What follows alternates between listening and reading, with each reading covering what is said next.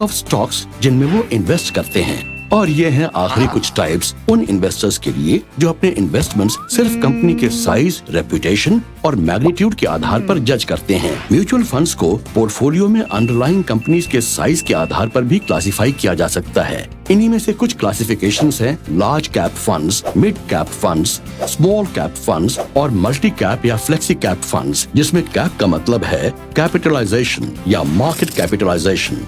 सोचिए आप एक पब्लिशिंग हाउस के मैनेजर हैं और इस बार किन राइटर्स की किताब पब्लिश होगी ये निर्णय आपके हाथ में है। आपके पास राइटर्स की एक लंबी चौड़ी लिस्ट है, पर उनमें से काबिल लोग बहुत ही कम हैं। अब शॉर्ट रिटर्न पाने के लिए ऑब्वियस चॉइस यही है कि किसी सक्सेसफुल राइटर को पकड़ा जाए जिसकी कई बुक्स पहले से पब्लिश हो चुकी हों। मिलियन कॉपीज तो सिर्फ उसके नाम से बिक जाएंगी, भले ही इस फेमस राइटर को एक भारी रकम चुकानी पड़े, जिससे आपके इन्वेस्टमेंट के मुकाबले रिटर्न्स मार्जिनल रह जाएं। पर इन इन्वेस्टमेंट से आपको स्टेबल रिटर्न्स मिलने की गुंजाइश जरूर होगी।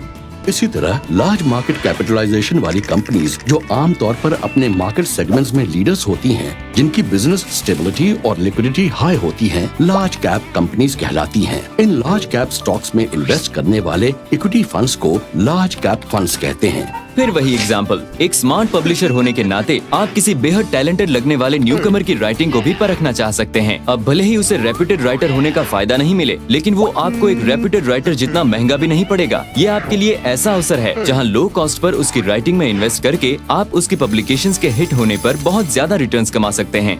बिल्कुल सही। लोअर मार्केट कैपिटलाइजेशन वाली कंपनीज जो आमतौर पर बिजनेस एनवायरनमेंट के लिए नई और खुद को स्टैब्लिश कर रही होती हैं, मिड या स्मॉल कैप कंपनीज कहलाती हैं। ये अपेक्षाकृत ज्यादा रिस्की और लिक्विडिटी में कमजोर होती हैं, पर इनमें विकास की क्षमता काफी हो सकती है। स्मार्ट इन्वेस्टमेंट मैनेजर्स हमेशा ऐसी स्मॉल कंपनीज की तलाश में रहते हैं जिनमें कल का मार्केट लीडर्स बनने की क्षमता हो, और ऐसी कंपनीज के स्टॉक्स को चुनकर वो कंपनीज के विकास के साथ आपको भी आपके इन्वेस्टमेंट्स की ट्रू वैल्यू का एहसास दिलाने में मदद करते हैं।